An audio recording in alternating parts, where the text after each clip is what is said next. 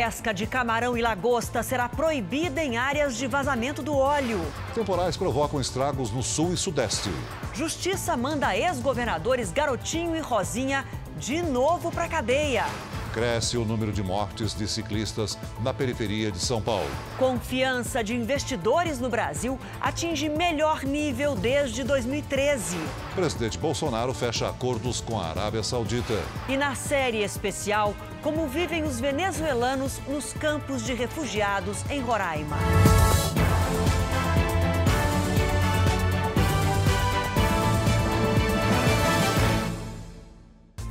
Oferecimento Prime. Invista com quem conhece você.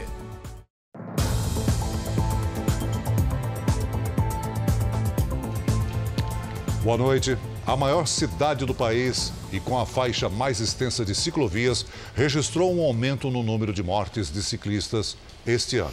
Foram 29 casos até setembro e a maior parte está concentrada nas periferias, onde há poucas vias exclusivas. A bicicleta tem se tornado um veículo cada vez mais usado nas grandes cidades. Mais barata, não polui e ainda é um ótimo exercício. Mas se não tomar cuidado, é também perigoso. Samuel perdeu o avô há 4 meses. Silvano dos Santos, de 46 anos, voltava para casa de bicicleta depois de um dia pesado de trabalho como pedreiro. Foi atropelado por um caminhão nesta avenida, onde não existe ciclovia nem ciclofaixa. Agora eu não consigo mais ficar com ele. Aí eu vou brincar sozinho no meu quarto. Cuidava dos meninos, dos netos principalmente, adorava as crianças, né? Os meninos, os meus netos, que eu tenho bastante neto, era o xodó dele. O motorista do caminhão fugiu sem prestar socorro.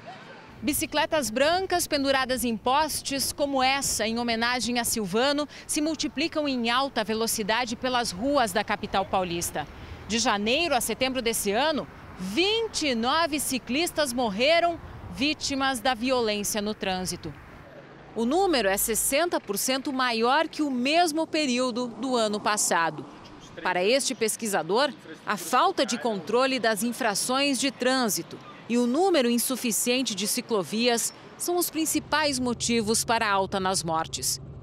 São Paulo hoje tem capacidade para ter facilmente 2.000 quilômetros de ciclovias e ciclofaixas, imediatamente, que atenderiam uma rede, né, que comporia uma rede cicloviária capilar importante para salvar vidas. São Paulo tem a maior malha cicloviária do país. Brasília e Rio de Janeiro vêm a seguir. No Rio, a violência é ainda maior.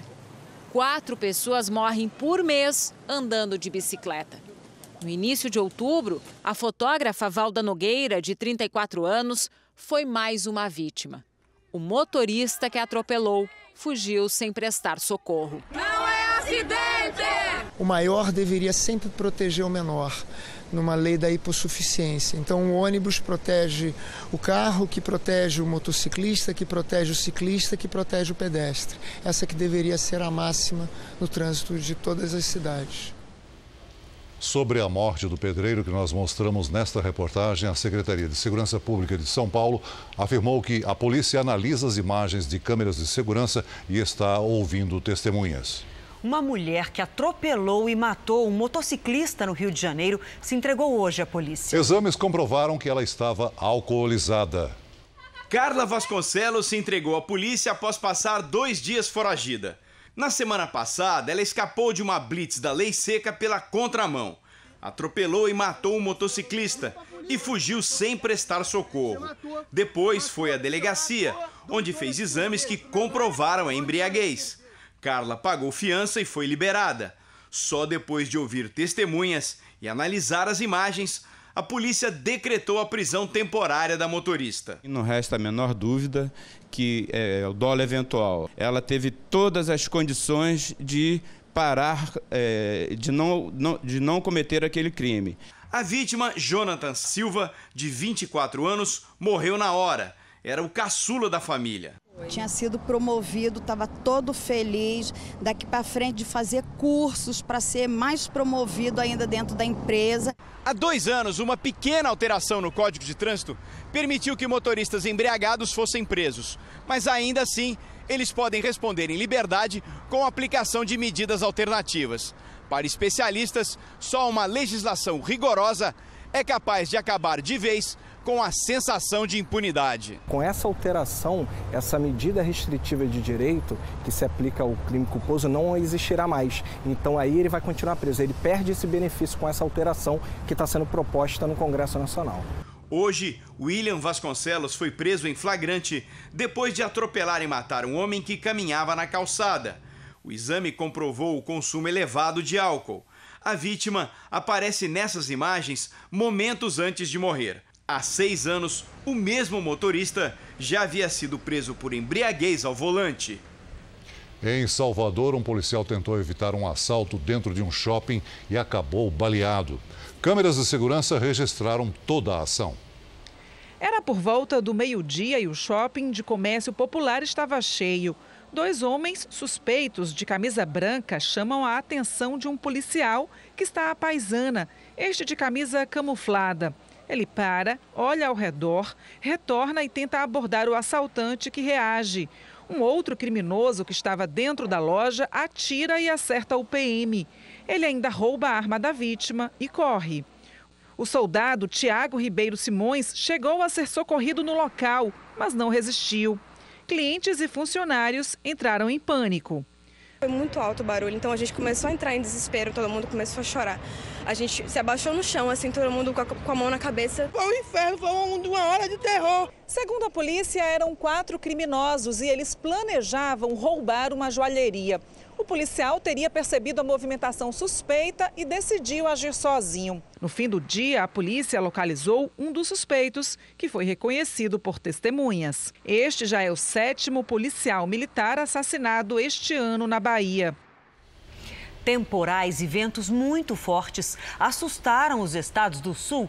Milhares de pessoas ficaram sem energia. De repente, o dia virou noite. Por volta de 10 horas da manhã, uma nuvem encobriu Porto Alegre com ventos acima dos 60 km por hora.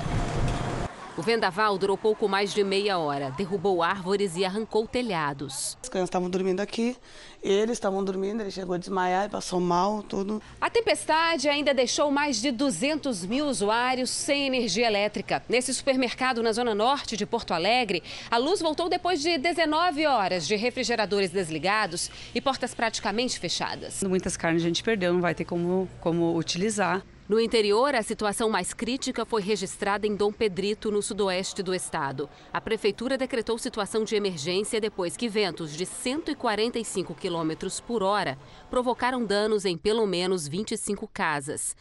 Aqui em Santa Catarina, depois de um dia de calor intenso, o céu ficou carregado. O temporal chegou no meio da tarde e provocou estragos em várias cidades. Semáforos pararam de funcionar e milhares de residências ficaram sem energia. As regiões mais atingidas foram o sul do estado e a Grande Florianópolis. O vento chegou a quase 80 km por hora e derrubou árvores como esta aqui no campus da Universidade Federal de Santa Catarina. Este vídeo mostra o momento em que a árvore caiu. Uma formação inusitada no céu despertou a atenção de muita gente. O calor intenso que foi registrado na tarde favoreceu essas nuvens mais carregadas, supercélulas, que acabaram provocando esses temporais. E um temporal também causou estragos em Belo Horizonte hoje à tarde. Um idoso ficou ferido. Então vamos ao vivo até a capital mineira falar com o repórter Luiz Casoni. Boa noite para você, Luiz. Suas informações, por favor. Oi, Adriana, boa noite para você, boa noite a todos que nos acompanham aqui no JR. Olha só, em pouco mais de 2 horas, a chuva causou estragos em vários pontos da cidade. Em uma das principais avenidas aqui da capital mineira, o córrego transbordou e o trânsito ficou caótico. A força da correnteza arrastou carros e motos. Muita gente, inclusive, teve que sair do veículo para esperar a água baixar. Na região sul da cidade, um muro desabou e um idoso foi resgatado pelos bombeiros. A tempestade também causou transtornos em um posto de saúde.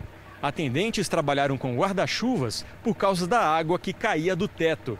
Na cidade administrativa, sede do governo mineiro, os alagamentos impediram funcionários de sair do elevador. O estacionamento de um dos prédios também ficou cheio de água. E segundo a Defesa Civil, em alguns pontos aqui da capital mineira, choveu 84% do previsto para todo o mês de outubro. De Belo Horizonte, Luiz Casoni. Obrigada, Luiz. Bom, temporal no sul e sudeste, mas tem calor no nordeste. Daqui a pouquinho a gente traz a previsão do tempo completa.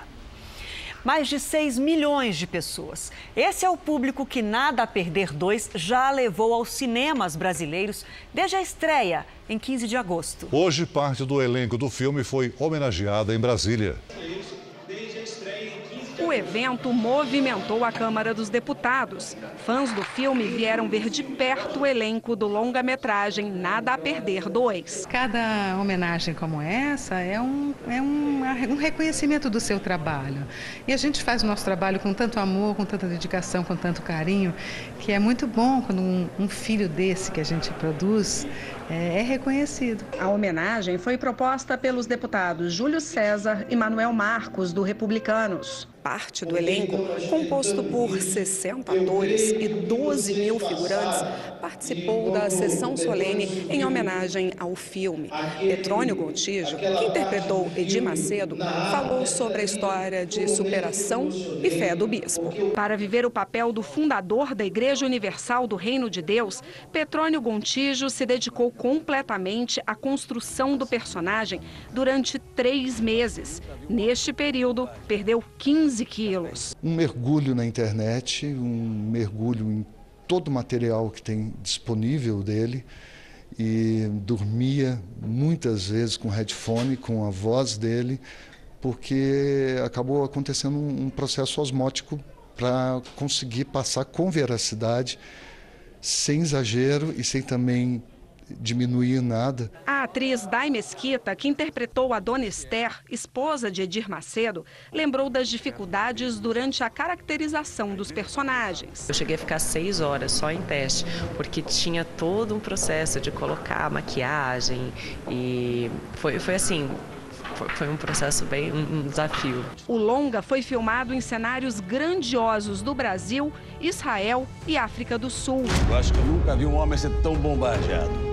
Esse cara está recebendo o que merece. O filme mostra a segunda parte da trajetória do bispo Edir Macedo e alguns momentos marcantes de enfrentamento de preconceito, perseguições e injustiças. Mas ainda temos muitos canhões na direção dele.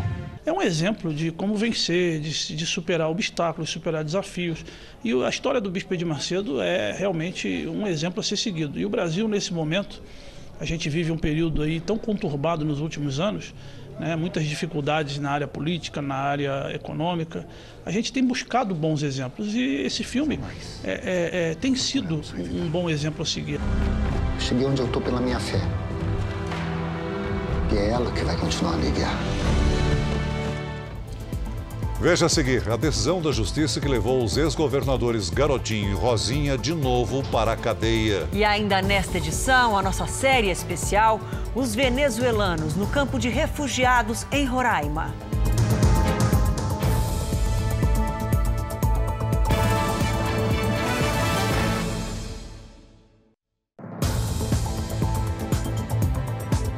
Os ex-governadores do Rio de Janeiro, Antony Garotinho e Rosinha Mateus, devem voltar para a cadeia. Um novo mandado de prisão contra eles foi expedido no início da noite pela Justiça do Rio. Vamos falar ao vivo com o repórter Pedro Paulo Filho, que está na frente da casa do casal Garotinho. Não é isso, Pedro? Suas informações, por favor. Boa noite. Olha, Adriana, boa noite para você, boa noite a todos. Em função do horário, a expectativa é de que o cumprimento desses mandados de prisão só ocorra amanhã. O casal é suspeito de participar de um esquema de superfaturamento na construção de casas populares quando Rosinha era prefeita de Campos, município do norte do estado. As obras somaram R$1 bilhão. Em setembro, Garotinho e Rosinha já tinham sido presos pelo mesmo motivo, mas acabaram soltos após conseguirem um habeas corpus. Hoje, a segunda vara criminal cassou essa decisão e ordenou a expedição imediata de mandado de prisão. O pedido foi feito pelo Ministério Público, que alegou que os ex-governadores atrapalhavam o andamento do processo e teriam ameaçado testemunhas. O casal teria recebido cerca de R$25 milhões em propina. Em uma rede social, o ex-governador afirmou que ele e a mulher são inocentes e estão sendo perseguidos. A defesa do casal Garotinho informou que vai recorrer. Do Rio de Janeiro, Pedro Paulo Filho. Obrigada, Pedro. Olha só, boa notícia. O Ministério da Saúde anunciou que o Brasil bateu a meta de vacinação contra o sarampo. 95% das crianças com até 1 ano estão imunizadas. O índice foi superado em 14 estados, incluindo São Paulo, onde estão a maior parte dos casos, 90,5% dos casos de sarampo. Os dados são da primeira fase da campanha de vacinação, que envolve crianças de 6 meses a 5 anos. E olha só, nos últimos 90 dias foram registradas 14 mortes, sendo 13 aqui em São Paulo e uma no estado de Pernambuco. E nesse mesmo período foram registrados 5.660 casos da doença. A segunda etapa da campanha acontecerá em novembro, com foco nos adultos de 20 a 29 anos. Quem não vacinou precisa vacinar. E o R7 tem uma página que reúne as principais informações sobre o sarampo. O endereço é esse que aparece aí embaixo na sua tela. O Ministério Público apresentou a 12ª denúncia contra João de Deus. Dessa vez, ele é acusado por crimes sexuais que podem ter envolvido mais de 300 vítimas. Quase 1 ano depois, a Badiane ainda sente as consequências do escândalo. Pousadas fechadas, placas de aluga-se por todo lado. Serviço não tem para ninguém. Eu mesmo tenho 1 ano que eu estou desempregada. A casa Dom Inácio de Loyola continua aberta, mas o movimento nem de longe lembra a época em que João de Deus prestava atendimento espiritual no local. Hoje, o Ministério Público ofereceu mais uma denúncia. São 15 casos, mas apenas 5 que ainda não prescreveram e poderão ir a julgamento. Segundo os promotores, se trata de estupro de vulnerável, devido ao estado mental e físico das vítimas. Agora, João de Deus tem 12 denúncias feitas pelo Ministério Público contra ele na Justiça. 10 delas por crimes sexuais e 2 por posse ilegal de arma de fogo e coação de testemunha. 133 mulheres foram ouvidas pela Força-Tarefa até agora, mas pelo menos outras 200 ainda devem prestar depoimento. João de Deus está preso preventivamente desde dezembro do ano passado. Ele chegou a ser transferido 2 vezes para hospitais na Grande Goiânia, depois de passar mal, mas já voltou para a cadeia. A expectativa é que a primeira sentença saia nas próximas semanas. Faltando somente a defesa se manifestar, provavelmente dentro de 1 mês nós já tenhamos algum tipo de sentença. A defesa de João de Deus afirmou que foi pega de surpresa, não tomou conhecimento da denúncia, mas de antemão reforça a inocência de seu cliente. Foi adiada a votação do relatório final da CPI de Brumadinho. O crime da Vale, que o Brasil não pode esquecer. O documento pede o indiciamento de 22 pessoas, entre elas o principal executivo da Vale na época do desastre. Na abertura da CPI, 1 minuto de silêncio em homenagem às vítimas. O relatório tem 595 páginas, mais documentos em anexo. O relator apresentou aos deputados várias falhas cometidas pela Vale, erros técnicos que teriam sido desprezados pela empresa. Teve indicativos de que havia problemas na barragem e esses indicativos também foram ignorados. A Vale já sabia há meses que a barragem era instável. Não acionou o plano de emergência em nenhum momento. Foi um assassinato. Senhoras e senhores deputados e deputadas, e isso está bem documentado no relatório, uma tragédia anunciada, com a participação ativa da Vale e da TUVSUD. O relator concluiu que a Vale e a empresa alemã TUVSUD foram responsáveis pela tragédia. Além de pedir a punição dos responsáveis, ele pede que seja criado um observatório para fiscalizar cerca de 20 barragens que correm o risco de rompimento. O relator pede o indiciamento de 22 pessoas, executivos da Vale, entre eles o ex-presidente Fábio Schwartzman, e de diretores da empresa alemã TUVSUD. O pedido é para que todos os envolvidos respondam por crime ambiental, homicídio doloso e lesão corporal. A votação do relatório final, que será encaminhado ao Ministério Público, ficou marcada para o dia 5 de novembro. Foi um maior crime de acidente de trabalho do Brasil. Portanto, coisa séria, algo sério, fora Mata Atlântica, o Rio Paraopeba, o desabastecimento iminente em Belo Horizonte, foi um crime grave.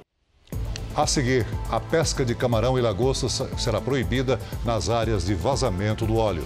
Na nossa série especial, os venezuelanos que vivem nos campos de refugiados à espera de um emprego em qualquer lugar do Brasil.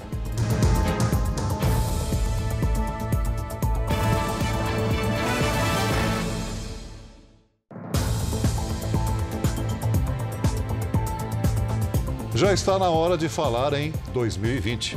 Pelo menos para os estudantes interessados em vagas de estágio.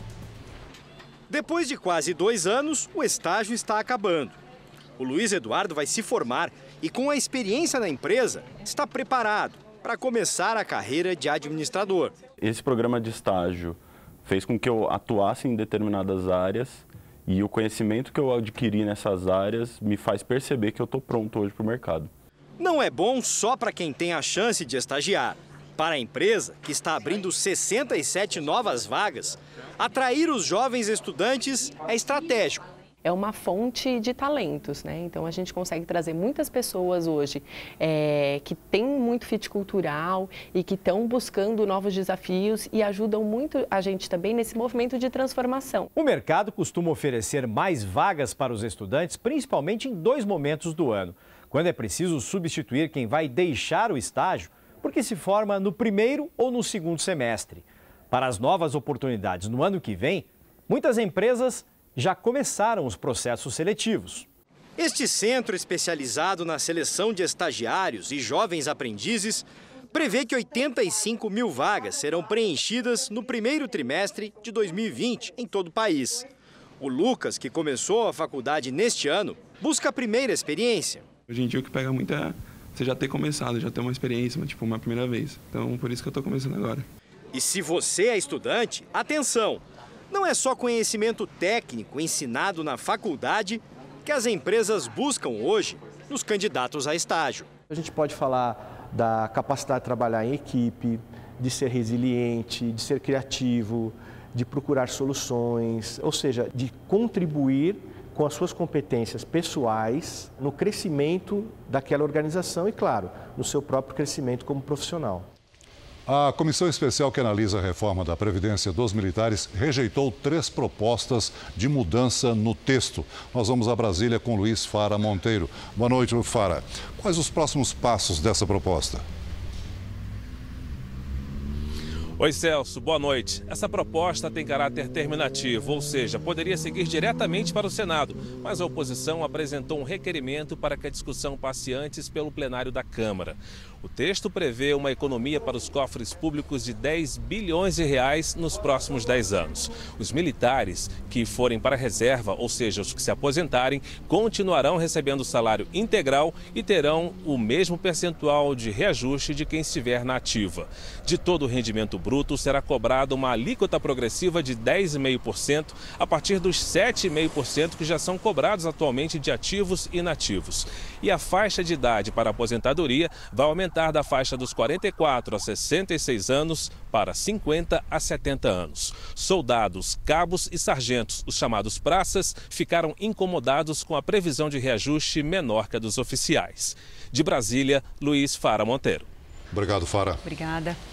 O governo federal suspendeu a pesca do camarão e da lagosta no Nordeste a partir da próxima sexta-feira. Essa suspensão vale para os meses de novembro e dezembro. A medida foi tomada por causa da grave situação ambiental provocada pelo derramamento de óleo pela provável contaminação química que impede a atividade pesqueira. Hoje, as manchas de óleo voltaram a lugares que já estavam limpos e também avançaram para outras praias do Nordeste na direção sul. Em 2 meses, 1/3 do litoral brasileiro foi atingido e ainda não se sabe a origem do vazamento.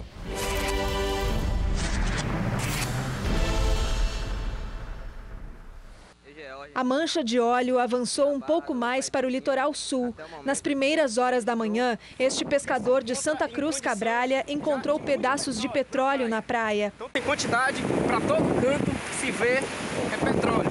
Em Pratigi e Tuberá, as manchas voltaram. Olha o tanto de óleo que chegou aqui. Não dá nem para acreditar nisso. A Bahia é o estado mais afetado. As manchas de óleo já atingiram 70% do litoral e continuam se deslocando para o sul. Elas estão agora a cerca de 300 quilômetros do Espírito Santo.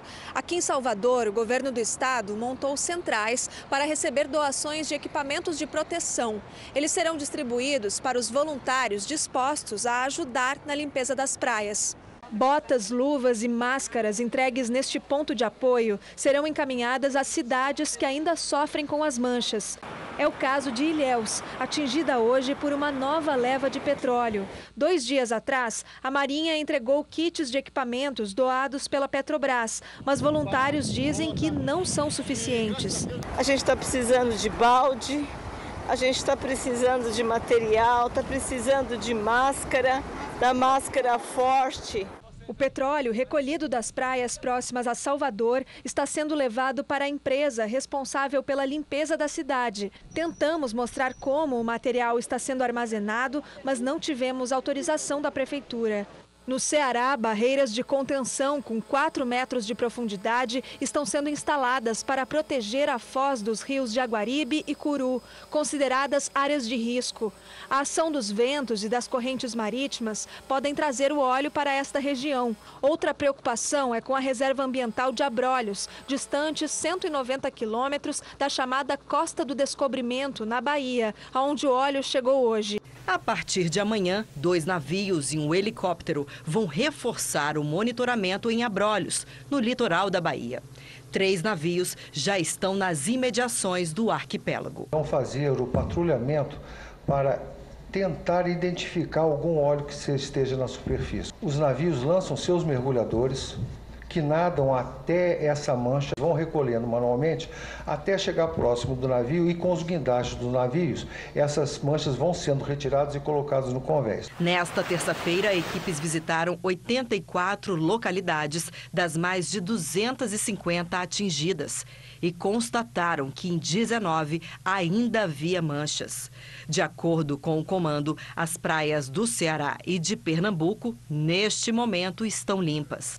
O litoral do Rio Grande do Norte, de Alagoas e de Sergipe tem incidências leves de óleo, assim como parte da Bahia, com exceção de uma praia que tem manchas moderadas. No total, 2.250 quilômetros de extensão do litoral são monitorados. As prioridades são limpar e conter os danos, monitorar as manchas e apurar o vazamento do óleo. Mas em relação à investigação, a única certeza das autoridades é a de que o petróleo vazado veio de apenas uma única fonte poluidora. Nós fomos agredidos com esse óleo. O Brasil foi agredido. Então, a gente tem também a máxima intenção em verificar essa origem, seja ela qual for. Previsão do tempo agora, já mostramos hoje aqui no JR os temporais que atingem as regiões sul e sudeste. Enquanto isso, o tempo seco é que predomina no interior do Nordeste. Lidiane, boa noite para você. Vai continuar assim amanhã? Vai sim, Adriana. Boa noite para você, para todo mundo aí do outro lado. A previsão para os próximos dias é bem parecida com o dia de hoje. Amanhã será mais um dia de sol e nada de chuva na maior parte do Nordeste e em pontos do Centro-Oeste. Chove em todas as outras regiões. No Sul, risco para mais temporais com ventania acima de 70 km por hora. E, inclusive, tem alerta para granizo no Sul e no Sudeste. Bom, tempo delivery, sucesso total, hein? Começando com o Valdomiro Júnior, de Salvador, na Bahia, que quer saber se um sol vai brilhar por lá. E tem também o Matheus, de Batiba, Espírito Santo. Vamos lá, Valdomiro e Matheus, tanto em Salvador quanto no Espírito Santo, sol, calor e pancadas à tarde. 30 graus de máxima para os dois. E a gente já vai para Catalão, em Goiás. É o Paulo Roberto que quer saber como é que fica o tempo por lá. Bora lá, Paulo. Previsão de pancadas que podem ser fortes aí em Catalão até quinta-feira. Amanhã faz 35 graus. Agora, Rio de Janeiro, vários pedidos de cidades que eu nem conhecia. Tem o Gildásio, que é de Barra do Piraí, o Everton, de Paracambi, e a Maria José, que é de Bom Jesus, de Itabapuana. Maria José Araújo, prima. Vamos lá! Dia típico de verão, antes da chuva que pode vir com granizo, sol e calor. Gildásio, 32 em Barra do Piraí. Everton e Maria José, até 38 graus para vocês. Em São Paulo, 33 graus, com chance de pancadas no fim do dia típico de verão. A gente segue desse jeito, viu, Adriana? Tá chegando esse verão. Até amanhã. Até amanhã. Obrigada. Em seu primeiro discurso como presidente eleito da Argentina, Alberto Fernandes afirmou que a prioridade é reduzir a pobreza no país. Mas o que se vê após a eleição é uma moeda enfraquecida e a inflação em alta. Muitos argentinos poupam em dólar para evitar uma crise maior. No letreiro das casas de câmbio, uma economia em descompasso. Dólar supervalorizado e o peso enfraquecido. Para conter essa escalada, o governo Macri anunciou logo depois da eleição do oposicionista Alberto Fernandes à presidência da República um limite para a compra da moeda americana. Cada pessoa física pode adquirir $200 por mês, equivalente a quase R$800. Este servidor público é a favor da medida, mas com restrições. Foi uma atitude adequada, mas tardia. Deveria ter feito isso logo depois das eleições prévias. Foi depois da prévia das eleições que os argentinos perceberam que a inflação poderia sair do controle. O resultado, uma corrida em direção ao dólar. Aqui quem pode guarda dinheiro em moeda americana, por não confiar no peso argentino. É uma forma segura de evitar que a renda pessoal seja corroída pelos aumentos constantes nos preços das contas, no supermercado e até no combustível. O dólar acaba sendo uma moeda de proteção. Então, essa medida é justamente para evitar essa corrida em busca dessa proteção e comprometer muito as reservas do país, que são pequenas. Este advogado, que já viu o peso perder 14 zeros, lamenta a necessidade de guardar dólar. A mim me convendria ahorrar peso. Para mim, seria bom poupar em pesos, mas na semana que vem não saberia o quanto valem esses pesos. Um dos principais indicadores da confiança dos investidores em um país colocou o Brasil no melhor nível dos últimos 6 anos. O CDS é uma espécie de seguro. Na prática, funciona como um termômetro da economia. Quanto mais alto o CDS, maior o risco de um país decretar moratória. E quanto menor ele for, menor também é o risco de calote. O CDS do Brasil está em 117 pontos. Em 2015, quando esteve no pior nível com a economia em recessão, estava em 494 pontos. A situação de hoje é a melhor desde maio de 2013, quando o risco do Brasil estava em 111 pontos. Essa melhora no indicador teve influência direta da aprovação da reforma da Previdência. Na última etapa da visita oficial ao Oriente Médio, o presidente Jair Bolsonaro fechou um acordo com a Arábia Saudita que prevê o investimento de mais de 40 bilhões de reais no Brasil. O presidente teve um dia cheio em Riad, na Arábia Saudita. Se encontrou com o presidente de um grande banco de investimentos americano e com o príncipe herdeiro do Reino Saudita. Mohammed bin Salman é de fato quem governa o país, segundo o maior exportador de petróleo do mundo. Defesa é a mais importante que estamos tratando. Eles querem investir maciçamente no Brasil, segurança alimentar, entre outros. O Brasil é um mar de oportunidades e eles descobriram. Depois do encontro, foi anunciada a intenção da Arábia Saudita de investir cerca de 42 bilhões de reais no Brasil. Os recursos virão do Fundo Soberano Saudita, um dos mais ricos do mundo. Obras como a ferrovia Ferrogrão, que pode ligar o Mato Grosso ao porto de Miritituba, no Pará, podem sair do papel. Para o governo, é um sinal de confiança no Brasil. Isso é o resultado desse empenho diplomático do presidente, dessa nossa visita, da relação que nós estamos construindo com a Arábia Saudita, com todo o mundo árabe. E é também o resultado da confiança que o Brasil está gerando no exterior. O anúncio fortalece a parceria do Brasil com a Arábia Saudita. O comércio entre os dois países chegou a cerca de 16 bilhões de reais no ano passado. Aqui ainda é um país onde mulheres cobrem todo o corpo com as abaias. Jornalistas precisam de autorização para filmar nas ruas. E vistos de turistas só passaram a ser concedidos este ano. Nas reuniões de amanhã vai ser assinado acordo para facilitar a emissão de vistos para cidadãos dos dois países. Nesta terça-feira, o presidente Jair Bolsonaro também mandou retirar das redes sociais um vídeo em que é representado por um leão cercado por hienas que seriam o STF, o PSL e alguns meios de comunicação. Em entrevista ao jornal O Estado de São Paulo, Jair Bolsonaro pediu desculpas. O presidente visitou ainda o Forte Masmak, no centro histórico da capital saudita. A construção é um dos pontos turísticos abertos recentemente à visitação em Riad, como parte das reformas econômicas para diminuir a dependência do petróleo na região. À noite, Jair Bolsonaro seguiu para um jantar oferecido pelo príncipe herdeiro. Jantar excelente. Estava lá o rei da Jordânia, estava lá o presidente da Índia, entre tantas outras autoridades. Estava o genro do Trump. Foi confirmado o investimento em 10 bilhões de dólares no Brasil.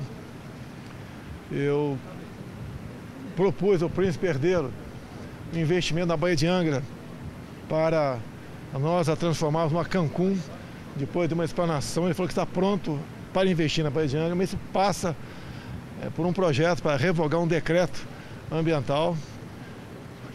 Então temos tudo, as portas estão abertas para o Brasil.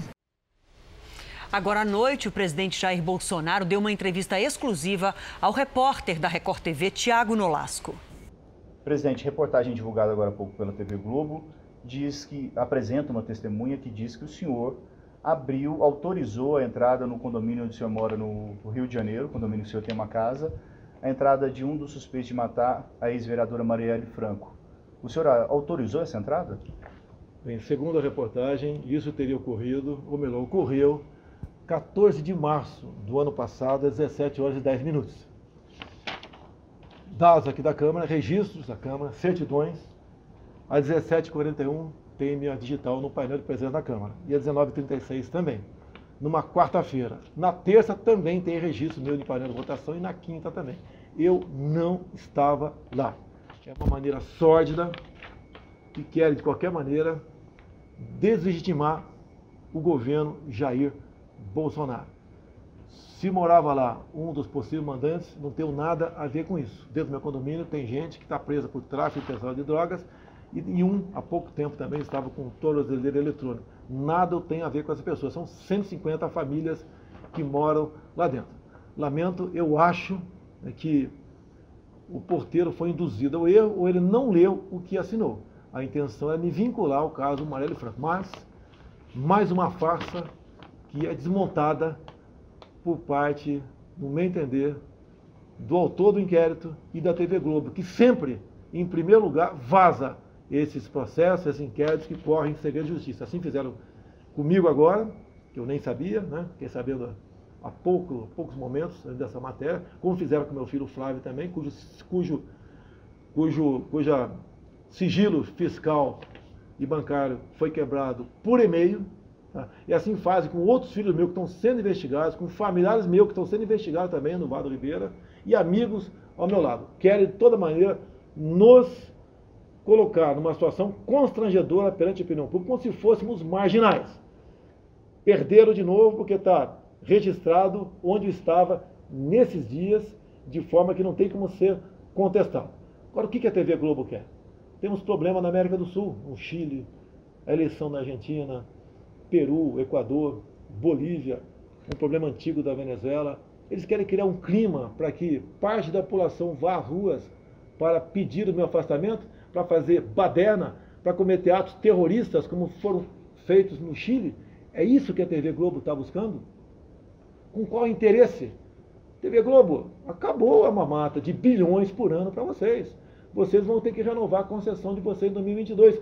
Não vou persegui-los, não. Vocês têm que estar direitinho, né? Não dever nada para ninguém, para que essa concessão venha a ser concedida a vocês, como para qualquer outra rádio e televisão. Tá?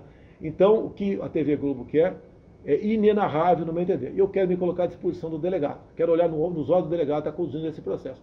Eu quero ser ouvido por Vossa Senhoria, senhor delegado da Polícia Civil do Rio de Janeiro, que tem coisa a acrescentar nesse processo. E detalhe, após meu depoimento, eu vou ler, obviamente, diferentemente do porteiro, vou assinar, e essa minha parte, né, está aberta ao conhecimento público, o que eu vou falar ao senhor, senhor delegado. Eu quero colaborar, sim, no que for possível, para desvendar quem matou o Marielle Franco. Estou pronto para colaborar. Até para desfazer, né, certas acusações como estão fazendo para mim e outras no tocante aos meus filhos também. Essa grande farsa está sendo, mais uma vez, desmontada. Lamento uma rede de televisão Globo, com a potência que tem, com a entrada que tem no lado brasileiro, se preste a fazer uma matéria tão suja, baixa, vil e mentirosa como essa agora há pouco. O governador do Rio de Janeiro, Wilson Witzel, não respondeu ao nosso contato. E essa entrevista ao vivo que você acabou de ver tinha alguns problemas de áudio por ter sido enviada da Arábia Saudita por celular.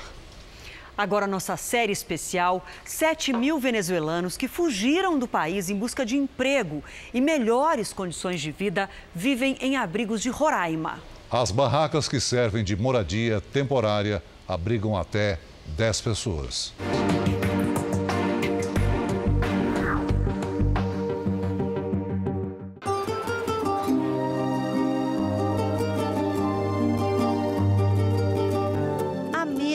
Eles vêm esperando por isso. Um lugar no ônibus com destino a Boa Vista. Agora empezamos todo, se Deus quiere. Sueños, sí. Muchos. ¿Cuál? Bueno, de progresar, de hacer una buena vida.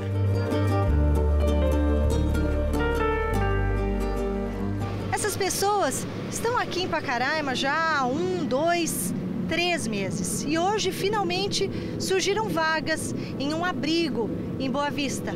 E lá, da capital de Roraima, é que elas vão tentar arrumar um emprego Brasil afora. Depois das etapas que o Exército chama de ordenamento de fronteira e abrigamento, o foco é a interiorização. Levar os exilados venezuelanos para todos os cantos do Brasil onde houver emprego. Segundo a Polícia Federal, de 2017 até hoje, 213 mil venezuelanos fixaram residência no Brasil, o que faz deles o 7º maior grupo de imigrantes no país. Mas para conseguir uma vaga de trabalho no mercado brasileiro, milhares de exilados atendidos pela Operação Acolhida aguardam. Boa Vista, existem 11 abrigos. Só neste, o Rondon 3, que é o maior da América Latina, há 1.136 pessoas. Existem 3 rondons. Rondon 1, 2 e 3. Olha aqui, veio uma menininha abraçar aqui o Lúcio, nosso cinegrafista. Olá, que tal? Tem muita criança aqui, né? Muita criança. A gente poderia fazer um paralelo com o campo de refugiados? Como esses que a gente vê no Oriente Médio, na Jordânia, na África? É um campo de refugiados, né? Mas com uma característica diferente, que os refugiados de lá, eles estão saindo de uma guerra. O país vive uma guerra. E aqui é uma crise humanitária. O senhor acredita que o Brasil tem o dever de acolher essas pessoas? Faz parte, né? O Brasil, ele é um país acolhedor, sempre foi assim. A acolhida aqui é completa. As refeições são doadas por uma ONG e distribuídas pelos próprios abrigados.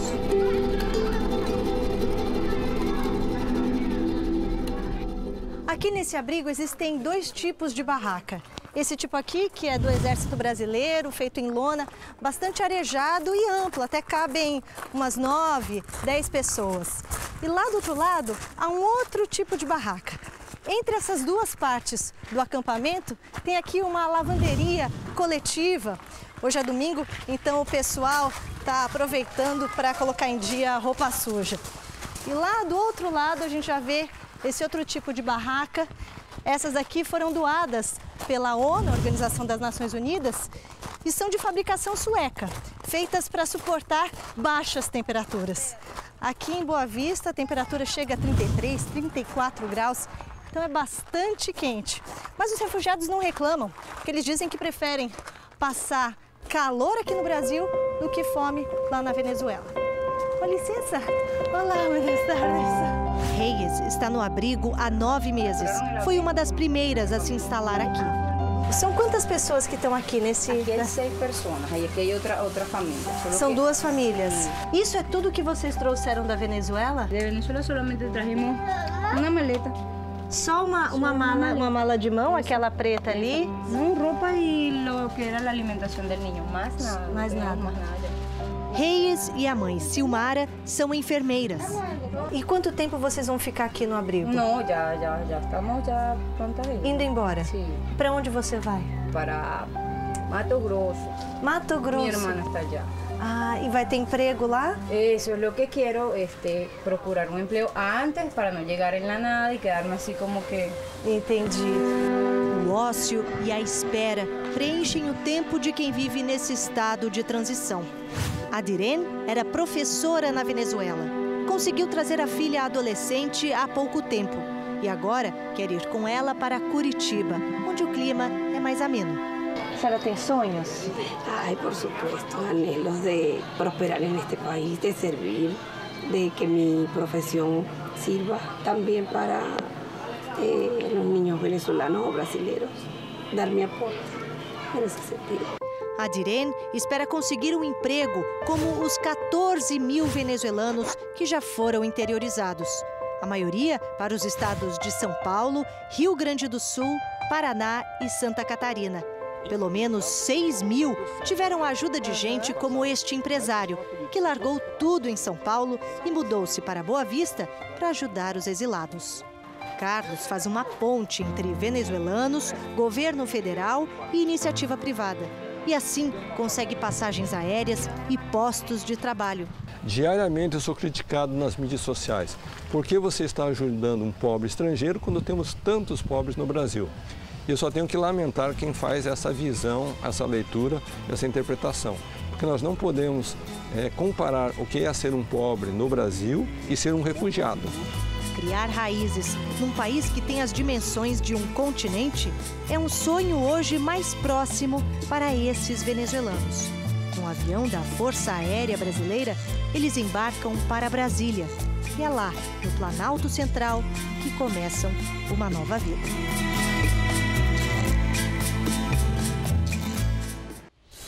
O Jornal da Record termina aqui. Você pode assistir a edição de hoje na íntegra no Play Plus.